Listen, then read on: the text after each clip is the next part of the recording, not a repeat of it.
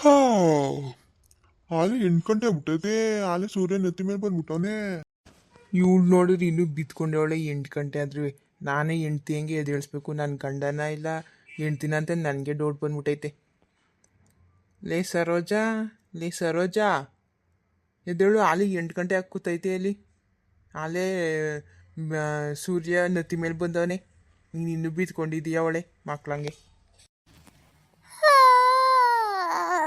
ಆಲೆ 8 ಗಂಟೆ ಆಗೈತಾ? ಈಗ 8 ಗಂಟೆ ಅಲ್ಲ, ಮನೆಗೆ ಕೊಡ್ರಿ ಸುಮ್ಮನೆ. ಲೇ 9 ಗಂಟೆಗೆ ಆಫೀಸ್ಗೆ ಹೋಗ್ಬೇಕು, ಎದ್ದೇಳು. ಯಾವಾಗ ತಿಂಡಿ ಮಾಡಿ ನೀನು?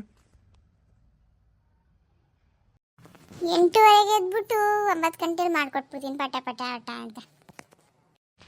ಏನಾದರೂ ಮಾಡ್ಕೊ, ನಾನು ಹೋಗಿ ಎದ್ದು ಸ್ನಾನ ಮಾಡ್ಕೊತಾ ಇರ್ತೀನಿ. ಲೇ ಅದು ಎಷ್ಟೊತ್ತು ಮಾಡ್ತೀಯಾ? ಬೇಗ ತಗೋಬಾ, ಬೇಗ ತಿಂಡಿ ತಿಂದ್ಬಿಟ್ಟು ಆಫೀಸ್ಗೆ ಹೋಗ್ಬೇಕು. 8 ಗಂಟೆ ತನಕ ಮನೆಗೆ ಗೊತ್ತಾಳೆ ಬೇಗ ಎದ್ದೇಳು ಅಂತ ಅಂದರೆ ಇವಾಗ ಬೇಗ ಬೇಗ ತಿಂಡಿನೂ ಮಾಡೋದಿಲ್ಲ, ಏನೂ ಇಲ್ಲ, ಹಂಗೆ ಹೋಗ್ಬೇಕು ನಾನು. ಅಯ್ಯೋ ತಗೊಳ್ರಿ, ಅದು ಯಾಕಂಗೆ ಕಿರ್ಚಿತ್ತೀರ ಅವಳೆ. ಹೋಗ್ಬಿಟ್ಟು ಬರ್ತೀನಿ ಆಫೀಸ್ಗೆ. ಮನೇಲಿರು, ಮೊಬೈಲ್ ನೋಡ್ಕೊಂಡು ಕುತ್ಕೋಬೇಡ. ಅಲ್ಲಿ ಪಾತ್ರೆ ಬೆಳಗು ಎಲ್ಲನೂ ರೆಡಿ ಮಾಡಿರು, ಅಡುಗೆ ಮಾಡಿರು, ಬರ್ತೀನಿ.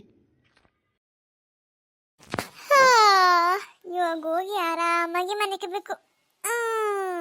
ಹೋಯ್ತೀನಿ ಮನೆ ಕೊಳಕ್ಕೆ ಈಗ.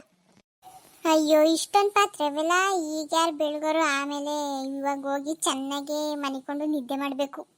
ಆಮೇಲೆ ನನ್ನ ಗಂಡ ಬರೋ ಹೊತ್ನಲ್ಲಿ ಬೆಳಗ್ಗೆ ಕಸ ಮುಸ್ರೆ ನಾನು ತಿಕ್ಕಿ ಆಮೇಲೆ ಅಡುಗೆ ಮಾಡ್ತೀನಿ.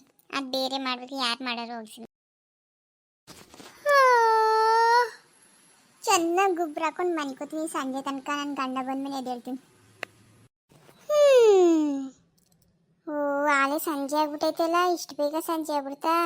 ನನ್ನ ಗಂಡ ಬರ್ತೀನಿ ಅಷ್ಟರಲ್ಲಿ ಪಾತ್ರೆ ಬೆಳಗ್ಗೆ ಕಸ ಕುಡಿಸಿ ಅಡುಗೆ ಮಾಡಿರಬೇಕು.